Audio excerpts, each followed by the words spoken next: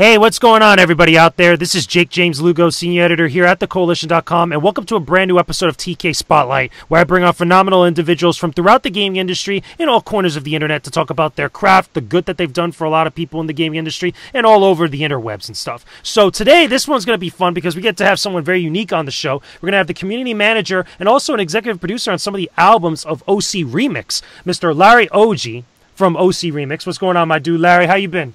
Yo, man. Well, it was great seeing you at PSX this past weekend, and glad to be talking with you again about the nerdy stuff that we do at OC Remix. Nice. Yeah, it was fun. We had a blast. I got to see your game that you're helping do the PR for, Tiny Metal, which we'll probably talk about at some point on the website, because I know I'm going to be doing my PSX post-show very soon with the rest of Koalition, so definitely be on the lookout for that, guys, on the YouTube channel, on iTunes, and all other podcast feeds, and the website as well. But today, we're talking about OC Remix. I'm a big fan. I've listened to a lot of OC Remix music throughout the years. A lot of different, Thank you, man. A lot of different stuff. I've been a big supporter of what you guys do, and I've been wanting to have somebody on the show, or at least in some capacity, talk with them about OC Remix. So for everybody out there that doesn't listen, before we get to you talking for a bit, Larry, OC Remix, you guys have a compilation of different music and different remixes from various video games from throughout history, pretty much at this point. I guess that's a good way to kind of, compilate it all together. But pretty much, what do you do over at OC Remix?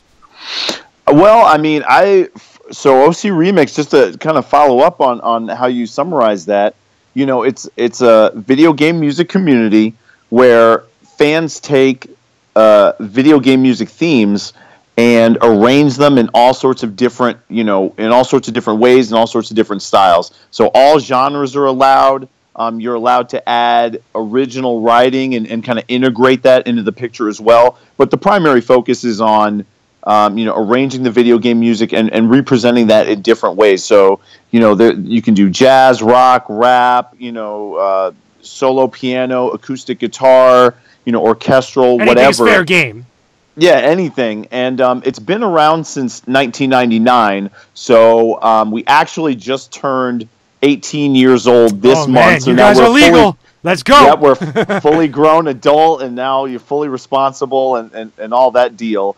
And I first heard of it as a fan in 2002 because I was doing college radio. I went to Emory University here in Atlanta, where I still live, and was doing the student radio station over there, and was playing a mixture of pop music and video game music, maybe like a half and half combination.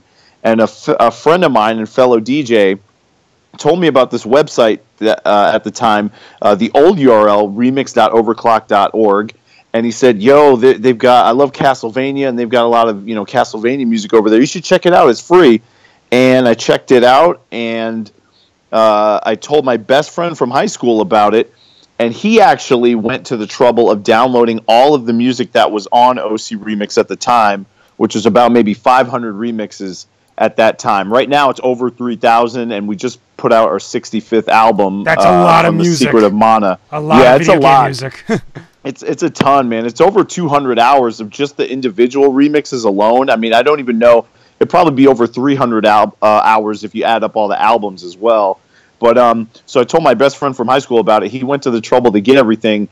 And when I sat down for 3 days on his computer and just kind of listened through and heard all the music from A to Z, I was just blown away by what I heard. I mean, even with, the games that I grew up on, like, Streets of Rage, Street Fighter, the Mario series. All the classics, pretty much. Yeah.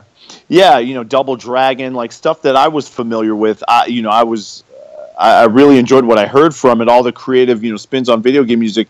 But, OC Remix also introduced me to a lot of games and a lot of franchises that I wasn't familiar with, or I just never got a chance to play as a kid. So OC Remix was my introduction to, Final Fantasy music, Chrono Trigger, a lot of Castlevania, Mega Man, stuff I hadn't gotten to experience growing up. And so, yeah, I think once I heard all that stuff, I became a super fan, and I eventually became involved in, I would play all the OC remixes and all sorts of video game music on my college radio show, and really got to know a lot of artists in the community and all throughout the world, and would be playing their music on my show, having them on for interviews. And eventually, because I reviewed a lot of people's music, since, as a DJ, people would run their music by me and ask for my feedback. And so I got kind of known in the community for giving that feedback, and then got invited in 2004 to join the site's judges panel. And that's the team of remixers. And in my case, as a non-musician, there are also a few listeners that will listen to all of the music that's submitted to OC Remix, and they'll evaluate them for arrangement creativity and production quality. So, for those that don't know, the music on OC Remix, all of it is reviewed by a team, for those things, arrangement, creativity, and production quality, to see whether or not it can be posted to the website. So we don't just post everything like a free-for-all, and it's no disrespect to any site, like YouTube or Newgrounds. But you're not accepting everything like that. You're not just taking like any random stuff. Like somebody just was like, oh, I got this hot new track, and all of a sudden it's mildly edited, and it's not something original. Exactly. Yeah, and I mean, and we don't allow people to just do, very, very straightforward note for note covers, same tempo, same style, same overall feel. It has to present the track in some sort of, creative new way. And that doesn't mean that you have to make it unrecognizable or anything like that. It's not saying that you flip, and you flip way too far in the other direction, but it is saying that you need to add your own creativity and your own flavor to it. Now, let me ask you this, as someone that's now head of submissions over there at OC Remix, that again, you mentioned you judge a lot of the music, or at least you have a critical eye on a lot of the music that gets sent in. Has that ever brought the website, or just, you guys as a group, as a community, to a point where you have to deal with like copyright stuff? Because obviously a lot of this music from many of these games, especially current and like, legacy series that are kind of like renewed here and there, released online on the different like online marketplaces and stuff, they're still kind of, I believe they're still copywritten work, and there's still stuff that is kind of owned by different musical artists. Have you ever ran into problems with that, or had to think about that type of stuff? We've now, luckily, we've never run into any problems with that. I do know that when in around 2013, when we ran a Kickstarter campaign for our Final Fantasy VI album that eventually came out as Final Fantasy VI Balance and Ruin, we did get a DMCA takedown from Square Enix. Really? Because they thought, even though we had planned to pay licensing fees in order to put out our album, they maybe thought that we were going to, just raise this money and not pay any licensing fees. And then also they rather wanted to work with us to arrange the licensing rather than have us pay, say, a compulsory license through a third-party service like Warner Chappell Music or something like that. Did you have those conversations with them at some point? Like, did somebody like reach out to you guys and be like, hey, listen, can we talk? I mean, here's what it was. It was more like we got DMCA'd and our Kickstarter disappeared, and DJ Pretzel, David Lloyd, who created OC Remix and is he's the founder, he's the webmaster, and the designer. He does everything that helps make the website itself run. Luckily, his wife is a lawyer, his sister's a lawyer, and he's, reasonably versed in that kind of stuff. So he was the one to actually, engage in that outreach and kind of explain our situation and be able to get in touch with their legal department and kind of get those conversations started. Because I think, as far as it goes for most, say, takedowns, it's basically like, well, it's gone and there's no resurrecting it. Like there was I don't remember if it was a Kickstarter, but there was a game project, a fan game project called Chrono Resurrection. Yeah. That was meant to be, a sequel to Chrono Cross and Chrono Trigger and be in that universe. And, as a fan game, there was a cease and desist that got issued, and the game never came out. They rolled up on them, basically, and they told them, you got to stop. Now, surprisingly enough, how you mentioned that, because I would expect someone like Nintendo to do something like that, because you hear stories all the time, and I know on OC Remix's website there's a lot of Nintendo-created music, or Nintendo music that's like fans have created and remixed and did arrangements and stuff. Have you ever had to worry about something like that from like a person like or entity like Nintendo? No, and and just to put a bow on the Square Enix issue, so once DJ Pretzel was able to engage in a dialogue with them, and I will say that one thing that anybody should know, when dealing with companies like this is, their legal department is not, say, in any way tied to, say, their community department, or or the separate programmers, or the game devs, or it's essentially a separate entity, and they don't know anything about what, they didn't know anything about what OC Remix did. The same as if, they C&D anybody, all they see is that they feel like their copyright is being violated, and you're not going to have fans of your stuff in their legal department. You know what I mean? So it wouldn't matter if, say, a game dev from Square Enix was like, oh, yeah, I've heard you guys' stuff. That's awesome. That doesn't really hold any weight with their legal department. You might as well be talking to, one hand could be, 1,000 miles away, from the other hand. You know what I mean? It's like you're talking to two wholly different entities. And but luckily, once DJ Pretzel was able to explain, what exactly we were trying to do, which is that we had no intention of violating, their copyright, that we fully intended to license this and make this project fully above board, then we were able to resurrect the Kickstarter. We had to restart it from scratch, but we were able to bring it back and announce that we were working directly with them, for the licensing, and we were able to make things bigger and better than ever. I mean, and I think the reason why something like that happened is because there was a big dollar figure attached to our Kickstarter. Now, when it comes to OC Remix, the website, where all of the music is released for free, right? The Kickstarter was just to make physical albums and kind of, bonus physical albums and whatnot, as keepsakes, as things for all the stuff that people, like fans that are listeners, like really care about, like in case they want to own those projects that are released on the website. Yeah, and those are like bonuses because the music itself, the albums that we do, all of that is still freely released. And but so with OC Remix releasing all that music for free, we also run the website as a nonprofit, and we actually just recently, we announced last month that we formed a 501c3 organization called Game Music Initiative, which houses OC Remix. So it was more difficult to take OC Remix, which exists as an LLC, and try to convert it to a 501c3. So what we did was we created a new 501c3 entity, and now OC Remix is housed as part of that. So essentially, OC Remix is a nonprofit organization, and we've always run it that way, but now we have the legal status to get donations and have them be tax deductible. But anyway, so in a roundabout way to answer your specific question, right? We've never had any big company complain about us putting this music out for free, and we feel what we do at OC Remix falls under the auspices of the fair use doctrine here in the U.S., which stipulates that if you're putting things out, for educational purposes, that you can't be hit with a copyright or cease and desist, or you can't be like sued or anything like that. Yeah, you can't be sued for that. And I mean, there's a four-part test for fair use, which I'm not a lawyer and I don't remember everything right off the top of my head.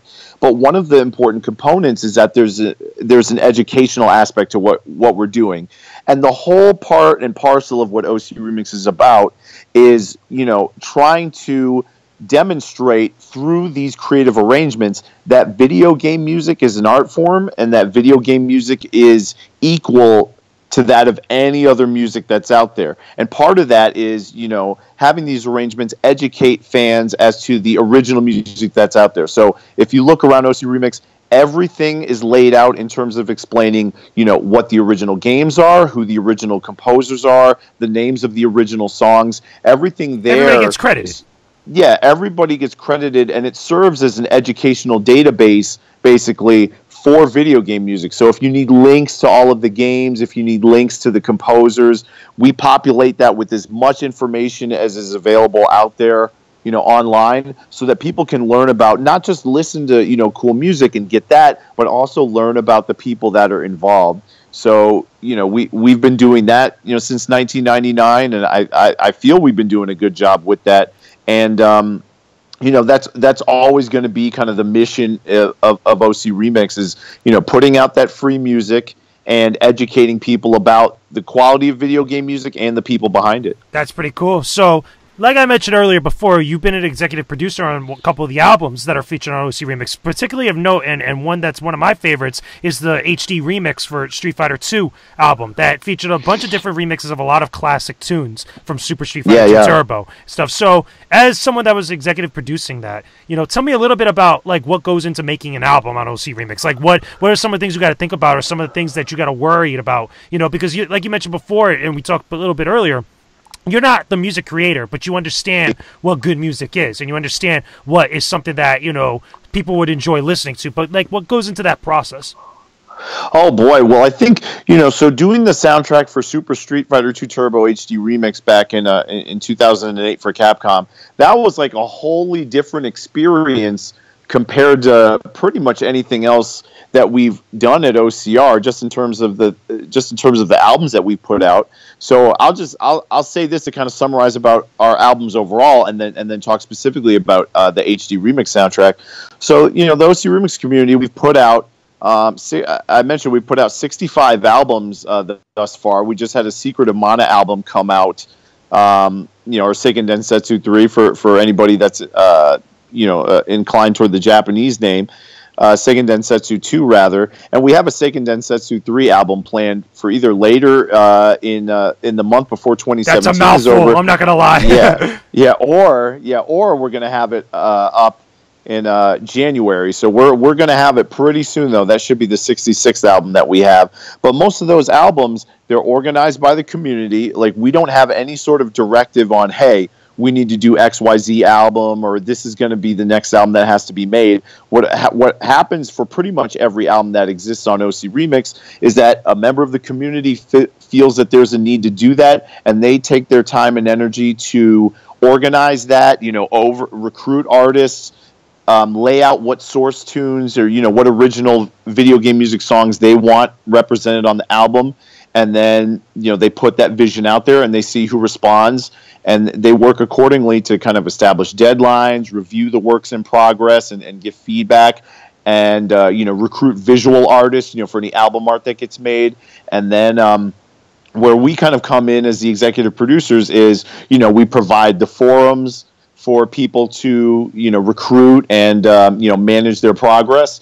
We'll also evaluate the album kind of in the early stages to see if the quality is strong. And, we also give our feedback on a track-by-track basis to say, this should make the cut, and this track is good and represents that this album is going to be strong. And, maybe this needs work here, and we'll explain why. Is there, like, a lot of cuts throughout the process? Like, sometimes, like, you find yourself, you get, like, 25, maybe 30 songs, but you end up going down to, like, about 10, 11 by the time you're done?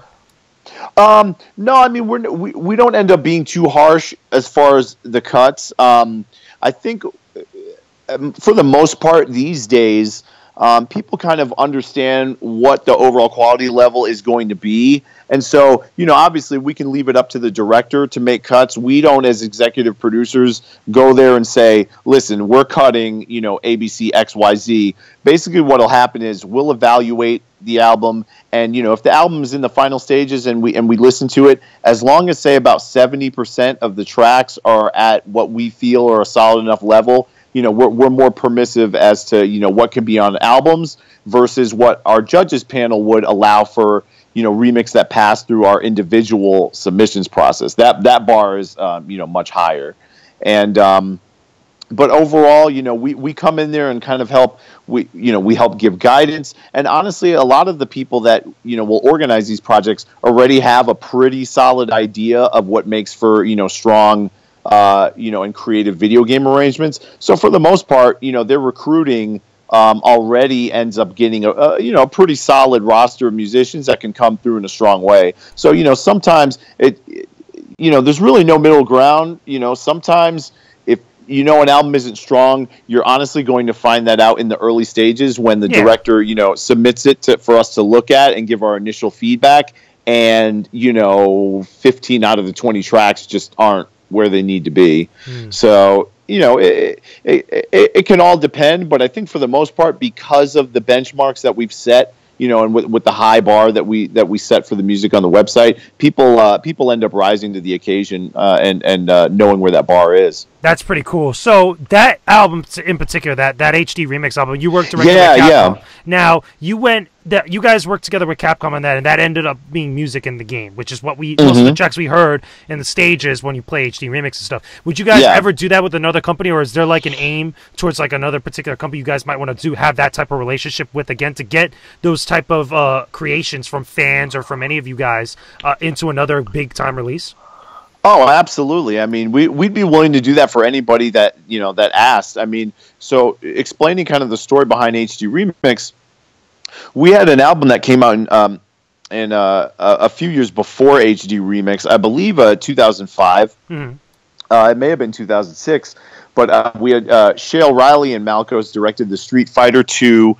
Super Street Fighter 2 Turbo, Blood on the Asphalt album. I remember that album. I have that downloaded. Nice. Yeah. So that was actually one of the first albums that I was involved with as executive producer, and that wasn't anything too super fancy for me, but what it involved really is just, especially because I love Street Fighter 2, and it literally is my favorite soundtrack of all time in gaming.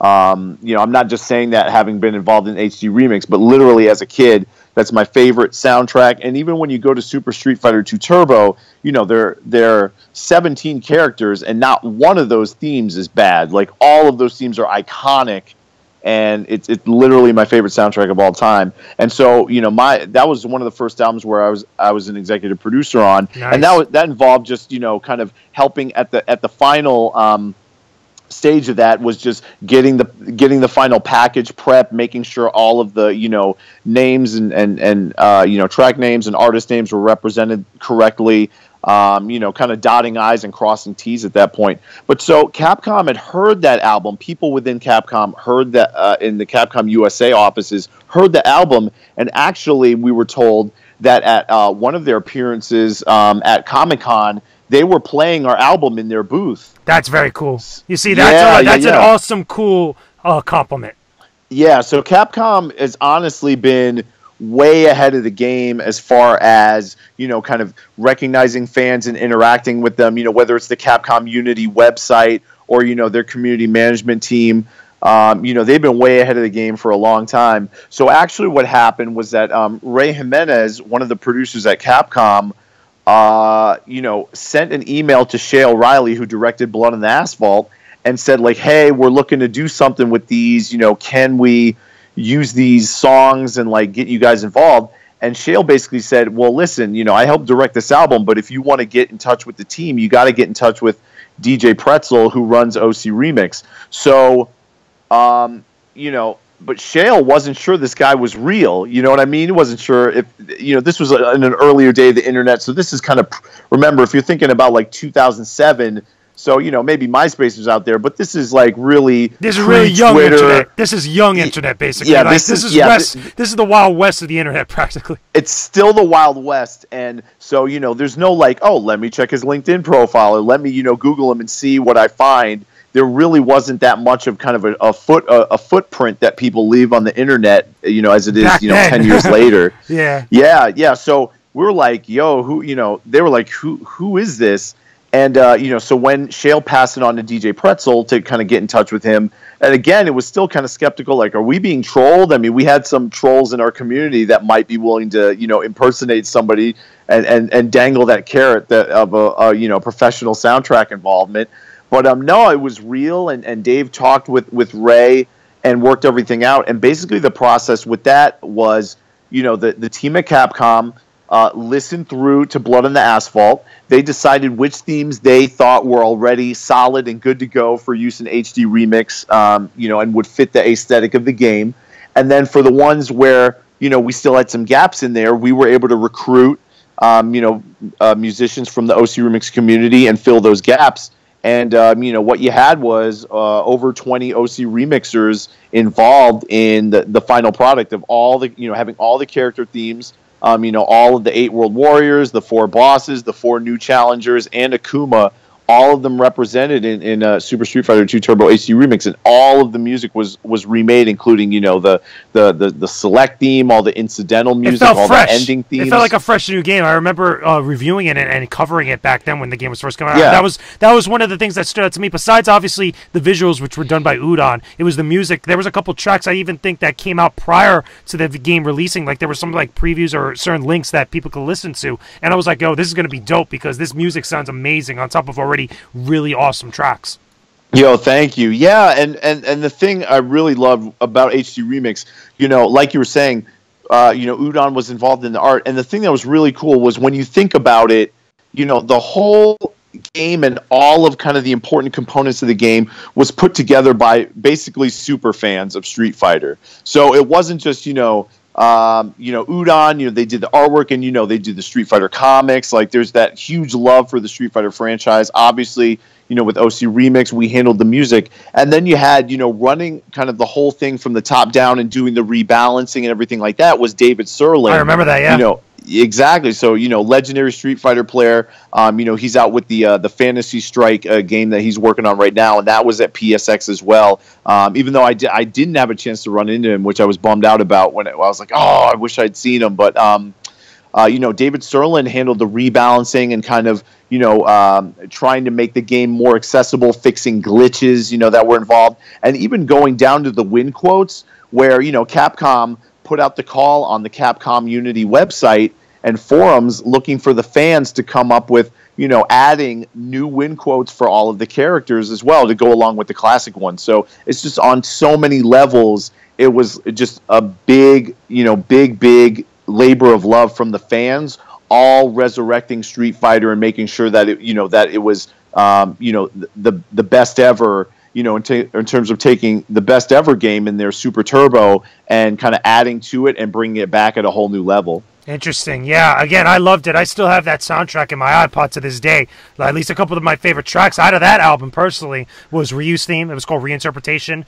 I believe it was the Flying Heaven. I think it was done by Malkos, which was the Fei Long stage, because I'm a big Fei Long fan. Oh, so Malkos did Ryu's theme, Reinterpretation, and then my man Zircon did Flying okay, Heaven. Yeah, I got to reverse, my bad. Flying Heaven. Yeah, okay. Oh, no worries, man. Yeah, Zircon was the one who did Flying Heaven. I remember those are the two tracks that really stood out to me amongst the entire soundtrack, even though the whole soundtrack to me was dope, and I thought it was fun to listen to. So let me ask you this then, and this will be a good way to kind of wrap most of the stuff up. Tell me a little bit about some of the games that you feel like haven't really been given the love on OC Remix just yet. It hasn't gone the OC Remix treatment, because you guys got a lot of games. You guys probably got, if not almost every game that I could think of as far as classics are concerned, covered with like different tracks that people have submitted here and there. But is there any particular games that you could think of that haven't really gone that treatment yet? Oh boy, I mean, I'd have to really like sit down and look at a list, but I mean, first off at OCR, we have covered over 1,000 different games, so it's not like there's, no coverage of like, a lot of things. That's a lot of game music. Yeah, that's still a lot of things. But yeah, obviously, just overall, like I've heard, not that as like a huge complaint, because it's not like I see any big complaints going, well, OC Remix sucks because XYZ, game isn't represented. But, at the same time, if there's a reason why particular things aren't represented, it's sort of that we as a website, we don't really, or we as a staff, we don't really push like, okay, we must have XYZ on there, or like, if something's a new hotness, we have to get a remix on it right away. You know what I mean? We don't issue any sort of directive for people to submit certain types of games. So, there may be a little lag. Like, I think it was maybe like a year after Undertale came out that we had our first Undertale mix posted. There's a little lag there is a lag with the submissions process in terms of when you send something versus when it gets posted, to the website, if it gets approved. So, and that's it. So we don't necessarily chase like the new hot thing, in our community. There's more of it. You let things happen more natural. Yeah, things happen more naturally. But I mean, for us, I mean, there was a lot of series where I wish I saw more representation. We only have a couple of Persona mixes, and Persona is huge. We only have one Bayonetta mix. It'd be nice to get more, from something like that. So maybe for some games that are a lot newer, I would love to see some more, things that have kind of become new classics.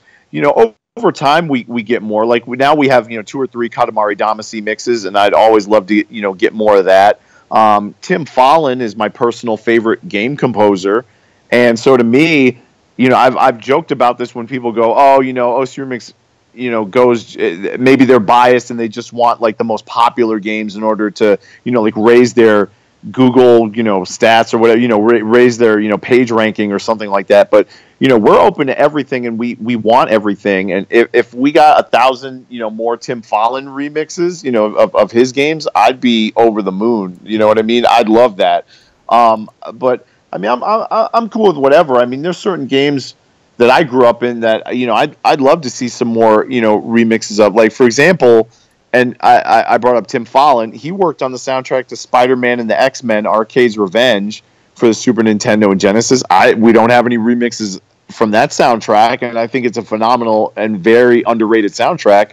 I'd love to see more of that. I mean, we have some Echo the Dolphin stuff, but we don't have anything from Echo the Dolphin Defender of the Future, and that was a Tim Follin soundtrack back in the I hope you artists days. are listening. We're giving you guys some good tips over here to start getting some tracks. There's some real, and the thing is, there's some really overlooked gems, even from franchises that have gotten some good coverage. Like, here's the thing. I think, for example, Double Dragon for the Nintendo, like that whole series, 1, 2, maybe 3 to a lesser extent, but 1 and 2 for sure have some phenomenal music, and I'm kind of surprised we haven't got more from that. We've got a handful, but Double Dragon 2 especially, I think we only have maybe 2 or 3 remixes from that, and I'm really shocked that we don't have more. It depends. You go through and look through it.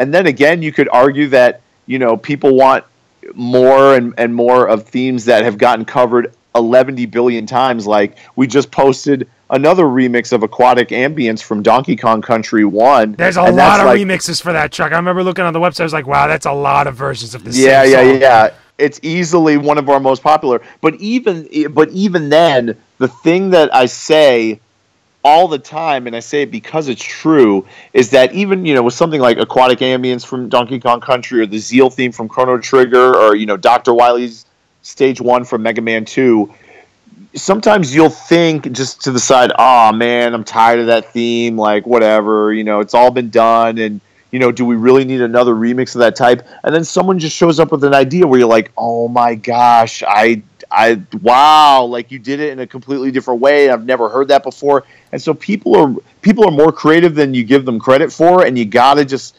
that's why, again, like we don't direct people to cover stuff that's uncovered, and we also don't say, well, listen, we've got 10 remixes of X, already, so we're not going to allow 11, because just because there are 10 out there doesn't mean that the 11th isn't going to be creative at all. You know what I mean? You'll be shocked by what you hear. It's amazing. And, I love what the community's doing every day. But, yeah, look, anybody can cover any game, any theme from any game, as long as it's originally, video game music. So, we love it all and we welcome it all. And it doesn't matter whether the game is super popular or whether it's super obscure and, you're like practically the only person that's heard of it. As long as it's a legitimate game release, we're down with that, and we're down with any strong and creative arrangements of that music. That's interesting. Like I said earlier before, I hope a couple of the artists out there, or people who are musically inclined, are listening. You guys want to stand out. There you go. There goes some game for all of you to kind of get started on it. So. Oh yeah. And let me just say this, right? You kind of bring up a tangentially good point about if any artists are listening out there. OC Remix has been around for 18 years at this point, and sometimes people think because the bar is high and a lot of songs can, a lot of submissions can get rejected, due to that bar being high, that there's that there are clicks involved, or you have to know somebody to get like connected to be allowed to get your stuff posted on there. And there is no restriction on who can submit music. You don't have to know anybody in the community. You don't even have to be registered on our forums, in order to submit music to the website. It's open to anyone and everyone. You don't need any relationship with anybody. It doesn't need to be from a popular game. It doesn't need to be from it could be from a weird genre. It doesn't have to be some sort of there's a lot of room for creativity. There's a lot of room for creativity. There's no formula, and there's no politics involved with like who's allowed to be posted. So, I don't, it's not like I get this undercurrent where I see people go, oh yeah, well, it's just these clicks and if you don't know anybody, then you can't get posted there. But I have seen people, say that and believe that they think that's how it works. Stuff like that. I mean, you guys post a lot of stuff, and again, there's a lot of good quality stuff there. If people want to stand out, I'm pretty sure musical artists want to stand out. They got to be up to par. They got to be up and ready to be unique. Yeah. Oh no, I don't sweat it too much because I think our track record, speaks for itself as far as all the music that we've got there, all the different people that are involved, all the different games, all the different, stuff that's represented, all the different styles. But, just anybody on the fence, I would say, please, go ahead, take that step and submit your music. And the other thing I recommend that people don't do as well are, artists that when they engage in kind of negative thinking is don't assume your stuff is going to get rejected. Like we have a lot of good artists where, they're maybe a little bit more reserved or kind of low key about how they feel about their own skill level. And sometimes we have people kind of self-judge their own work, and they're not necessarily the fair critics of their own work. So sometimes they'll kind of self-reject their music without even running it by us. And I would just say, listen, submit it, let it go through the process, and the judges panel, that evaluate the music, they are not there to tear you down. They're there to give you constructive feedback and they're there to help you, basically. They're there to help you, basically, which is important. We're not there to tear you down. We're there to build you up. And I think our track record speaks for itself because, we've got so many artists that have come through, beginning as fan arrangers and have gone on to success as, professional game composers. And that doesn't have to be the end-all, be-all, goal of getting involved with OC Remix, but it's just saying that we have a good track record of people that have come through and that have had that success, doing music at a high level, whether, you're thinking of Danny Baranowski, who did the soundtracks to, Super Meat Boy, The Binding of Isaac, Crypt of the Necro Dancer. We've got Will Roger, otherwise known as Busted Tunes, on the site. He just did the soundtrack to Call of Duty World War II. We've got a lot of good ones in there. Yeah, we've got and even we were talking about Tiny Metal just for a second earlier, and there's a similar game coming out from Chucklefish Games, the creators of Stardew Valley, and they've got their own Advanced Wars spiritual sequel coming out called War Groove that should be coming out around the beginning of 2018. And one of our remixers, Phonetic Hero, Pete Lepley, he's going to be the composer for that game, and that game is looking really strong and already has so much buzz behind it.